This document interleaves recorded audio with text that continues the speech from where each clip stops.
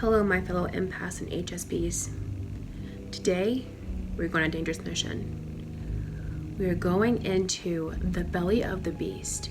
We are going into the lion's den. We are going to learn about the mindset of our mortal enemy, the narcissist.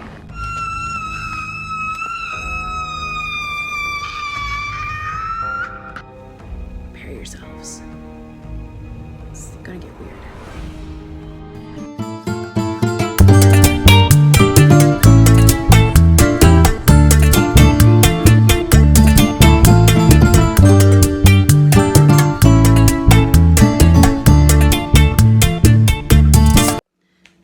Hey y'all, it's your girl, welcome back to my channel.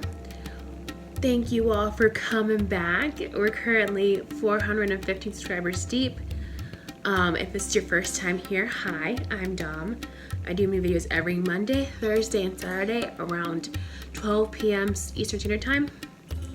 So just go ahead. If you like beauty and commentary and all random things that come from my brain, which are pretty hilarious, if I say so myself, just go ahead and hit the like button on this video, subscribe, hit that little bell so you get notified when I'm posting videos, and leave a comment. Tell me what you want to see. Tell me what you like about this video. Because this video is going to be actually a little more psychological. Yep. Okay. Let's dig in. Okay, so today we're going to talk about narcissism. So, before we start anything, I will say, I know you guys, I'm not a psychologist. I have a medical degree, okay? I just know from studying from people who have medical degrees and who are actual legit psychologists and psychiatrists, okay? I'm taking what I've learned from them, multiple of them, not just one, but at least like 4 different ones I've been watching over the past 4 months about this topic. So I feel like I'm pretty well informed. Technically, I'm not diagnosing people, but I'm saying from the patterns that I've exhibited, this person seems to be exhibiting this from narcissism. Again, I know I'm not a doctor. I'm just saying from what I've exhibited, this is what I've been finding. Okay?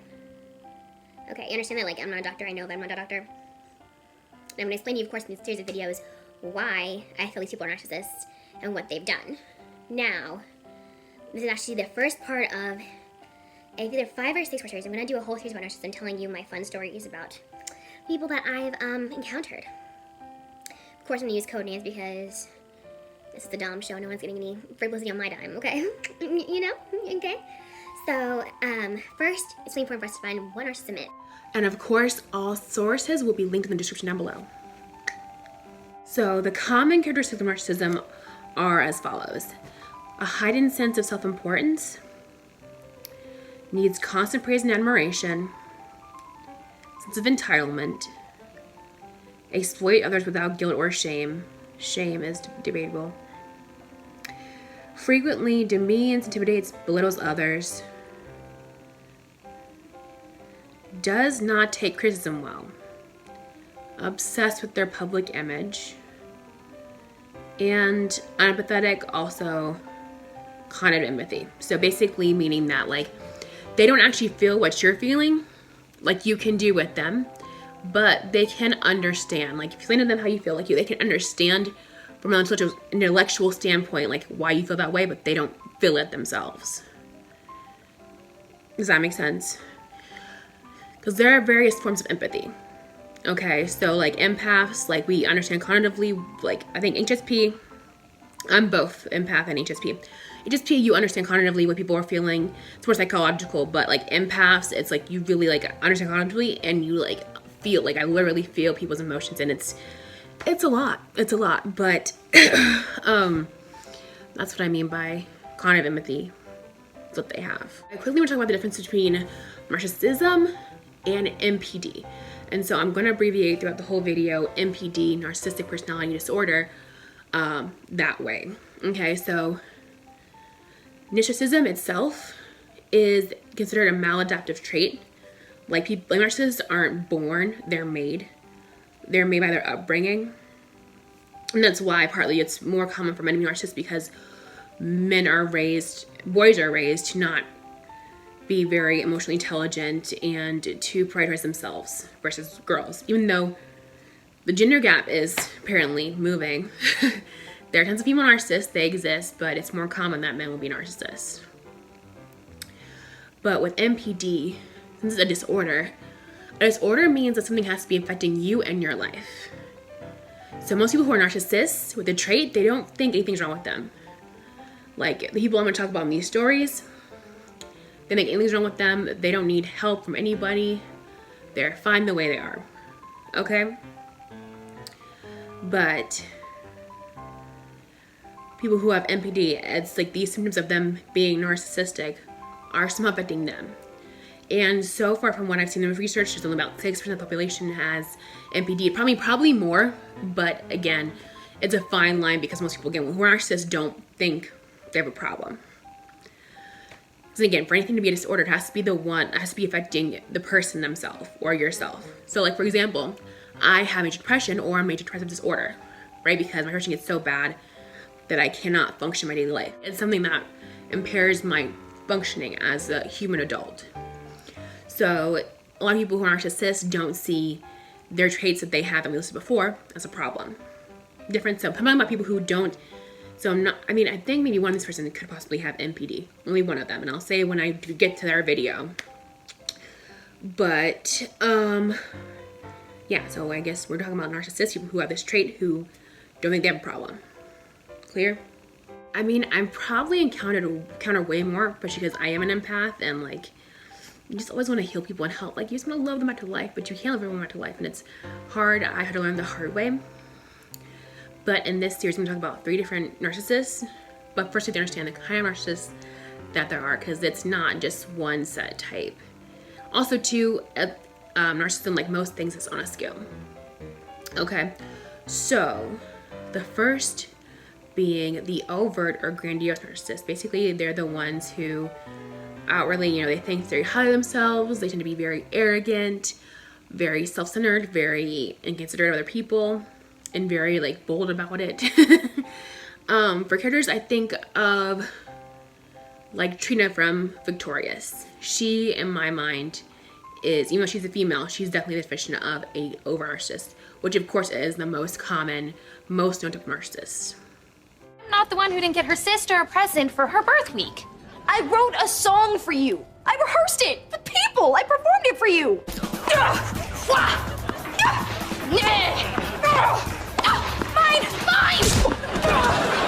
15 love. Tori, you messed up my shot! I don't want to play anymore. You guys, I'm playing the lead in a big musical tomorrow night, and my character's supposed to be beautiful. Well, you do not look beautiful. Think this is easy for me? Because it's not. What's not? Being the talented one in our family. That's a lot of pressure. And you're my baby sister. It hurts me when you fail. In my series, I'm going to talk about two types of narcissists. One is going to be the grandiose narcissist. Will be the first video, and the other 2 are going to be covert narcissists. Now, covert narcissists are my least favorite type of narcissists. I mean, because they're called covert or vulnerable narcissists. So the difference from them versus the grandiose narcissists, okay, so they come off, like when you see them, they come off very sheepish, very shy. You think like, oh, poor guy doesn't have like confidence, like I understand that. So you really want, like, I mean, at least I did. I really felt compelled to help these 2 guys. It's like, oh, like, just because, like, I see what you could be, but I guess you don't see that. But also, too, they can be very self-deprecating and also very pessimistic. And any narcissist has an angry mean streak, but, like, I feel like the covert narcissists, they really have, like, a nasty, nasty mean streak to them. Just nasty. Their common type of narcissist is the communal narcissist, which is a newer one. Basically, it's kind of okay. Like basically, like there are a lot of people who are narcissists that are actually, very altruistic and very generous and giving. But the thing is, with their generosity and their altruism, that they're motivated by approval and by social gain. So I believe someone who has been considered a communal narcissist has been Meghan Markle. Of course, I don't know her personally, but I will insert a clip from Dr. Grande's analysis of her, explaining how she could be a communal narcissist. So they're very pro-social. If one were to assume that Meghan was narcissistic, that doesn't mean that everything she does is destructive. Is communal narcissism, which is a type of narcissism that has been brought up in reference to the situation. Some of the most generous people in the world have been thought of as having communal narcissism. This is a type of narcissism where a person is motivated by approval. They attract attention by being more altruistic than anyone else. We see a lot of competitiveness and even aggression as they try to be pro-social. One thing I find interesting about communal narcissism is it tends to be characterized by thinking, statements, or ideologies that contain both pro-social and narcissistic elements. For example, a statement that a communal narcissist might make: if people would just understand that I know best, I can end all the suffering in the world. Another statement: I am a gift to the world, but people need to appreciate my superiority in order for me to help them. So the question here would be, are these types of thinking consistent with the situation? You have benign narcissists, which I feel like I've never run into real life. Benign, of course, meaning like it's not harmful in effect. Like, these narcissists tend to try to be more people pleasing, I would say, and like they don't always necessarily mean any harm.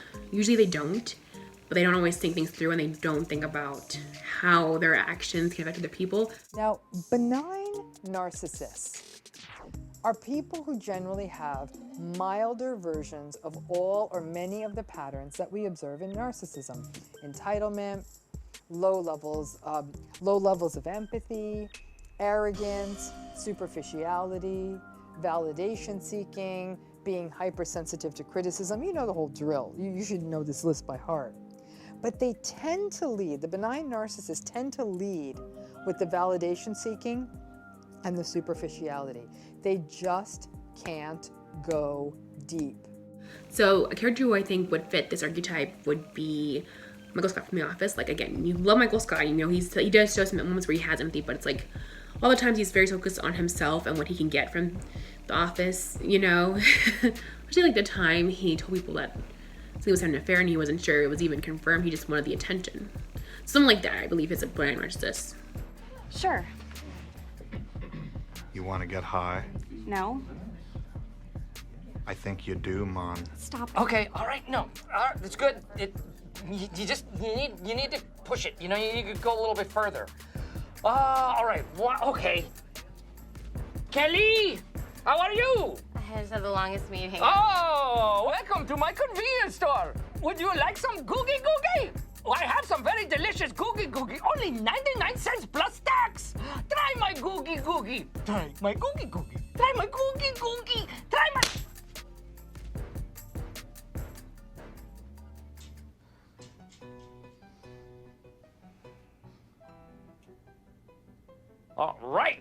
All right. Yes.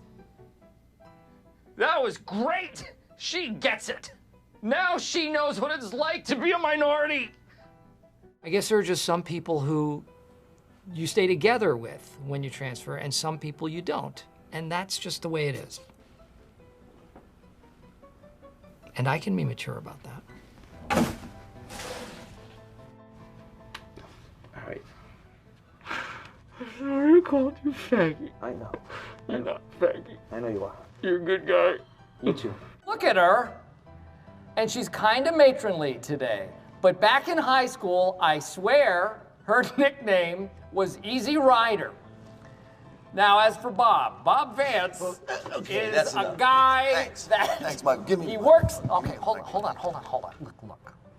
I didn't say anything when Phyllis's dad upstaged me at the ceremony, and I think you owe me this.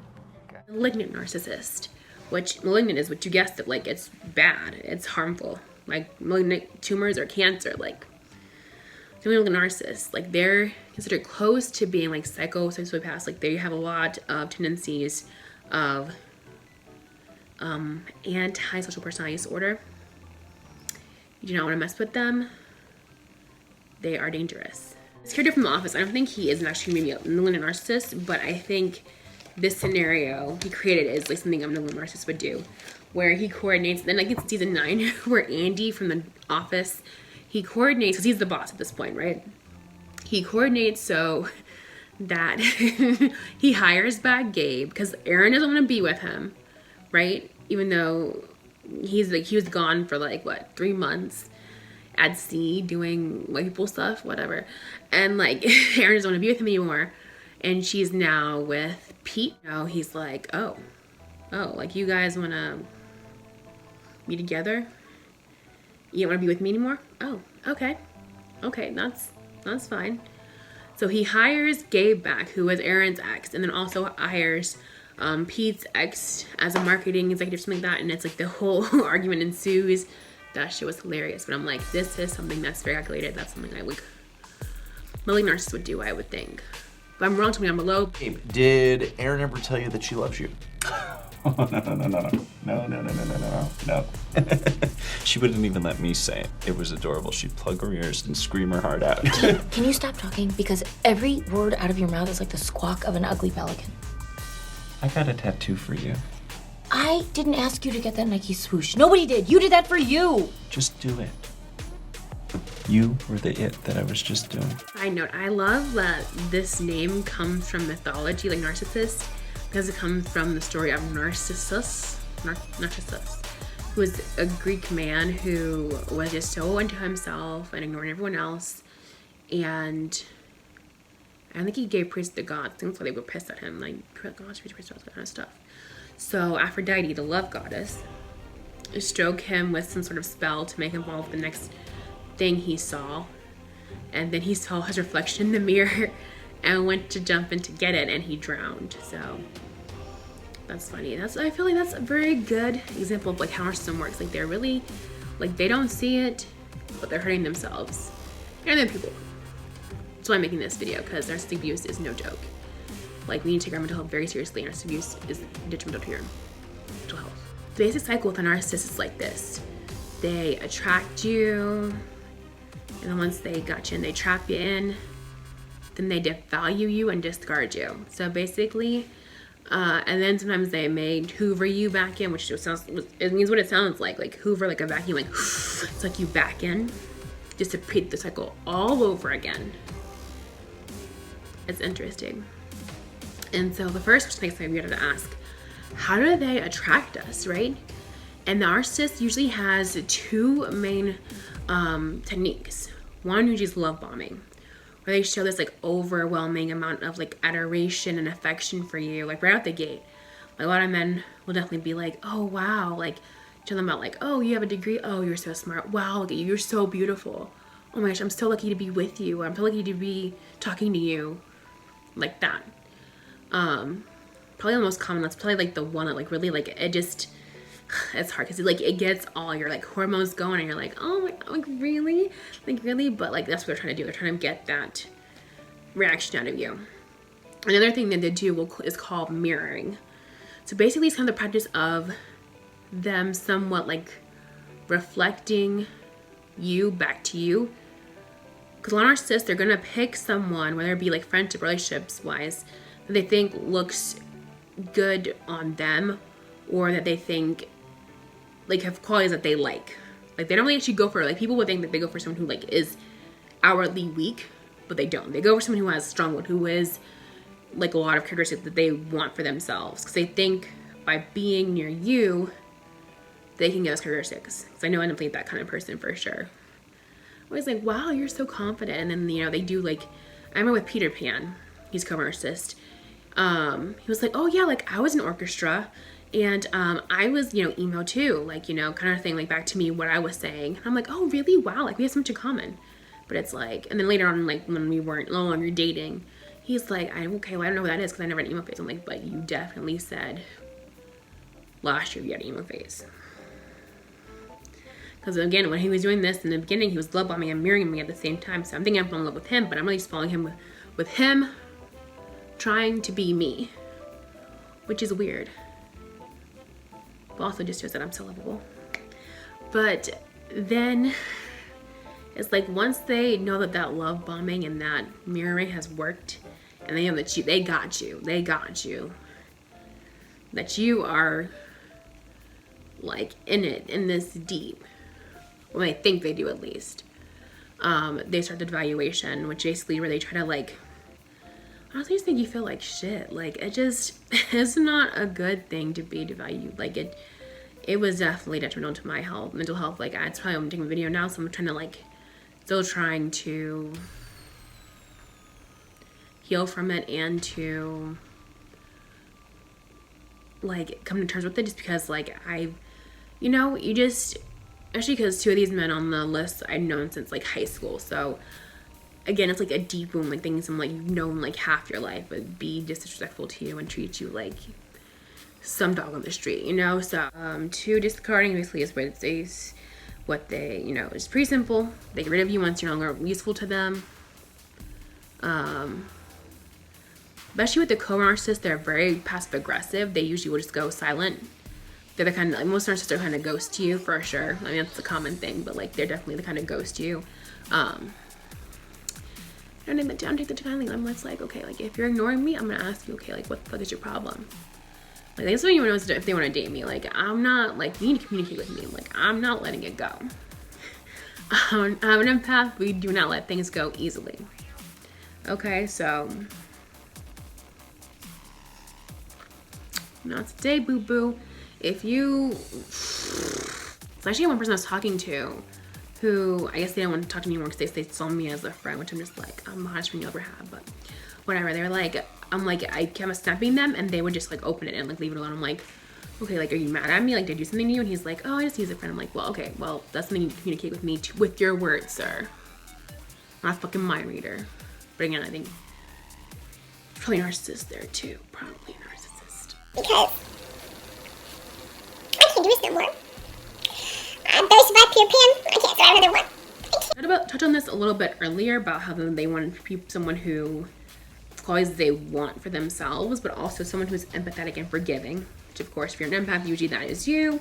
Someone who's validating, of course. Especially that's why the co-narcissist, especially the most important for me, because, like, you know, I just, you know, I think most empath people, most HSP people as well, like, you're very much about uplifting people, about like lifting us all up together.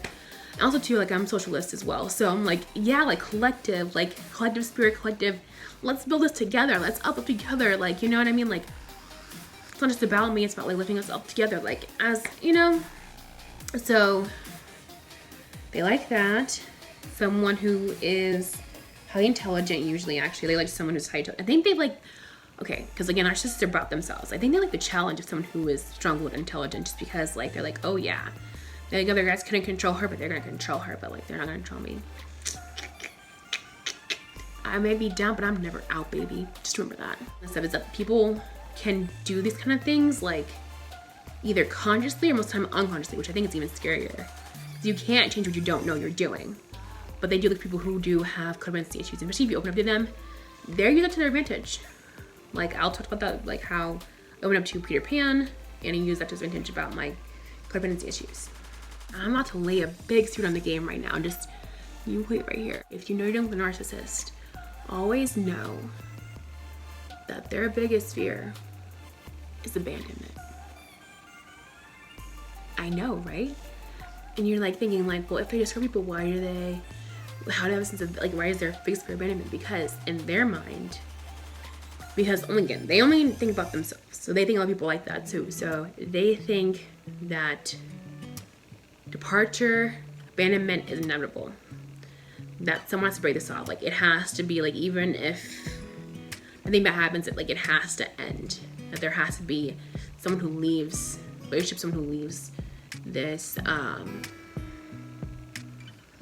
friendship, right? So they want to be the one who, so they want to leave it first. They're the one in control. I personally like being the dumpy because the one who's left. I pretty much being left in all those situations. But I think I like that better because, well, I guess when I'm an empath, like, I don't like to let shit go. I don't like to, you have to, like, pull it away from me, like, break it away from me, because I don't like giving up. I don't like to let shit go.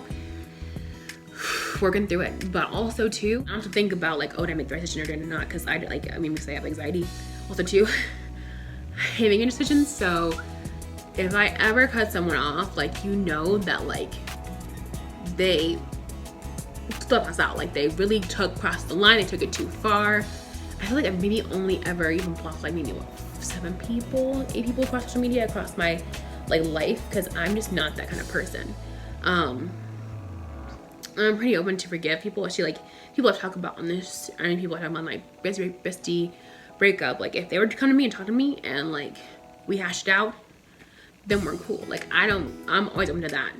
If someone shows that they're growing and they're learning, most of them to be open with them and to hang out with them again. But so far, no one has done that, but just know I'm always open to it, so hit my DM.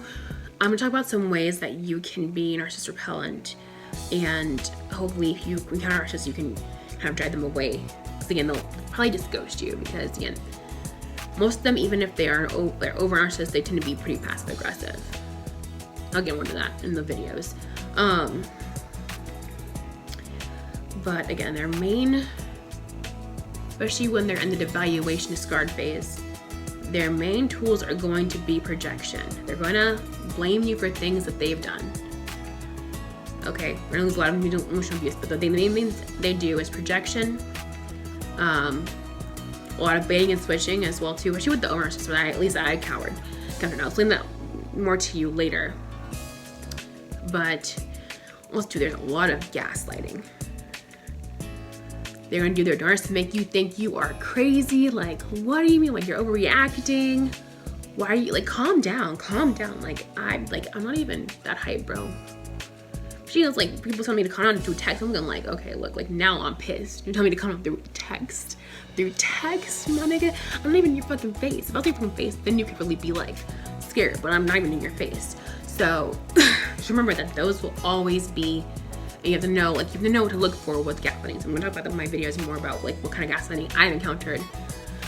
But usually it's something along the lines of like, well, you're reacting, just calm down.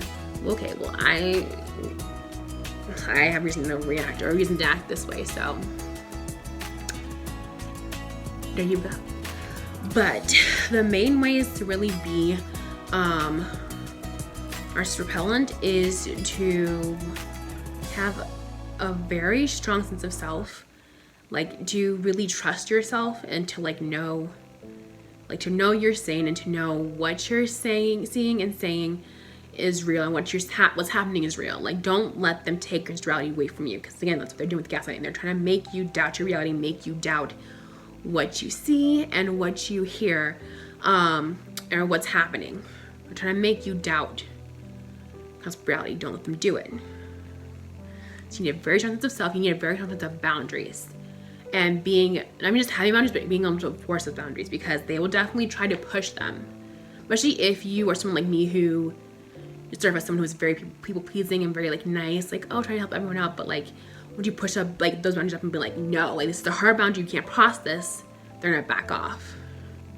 And I take a few times, because there are some people who are bold who want to, oh yeah, well, I'm gonna break her down, like I can do this, like again, like the challenge. So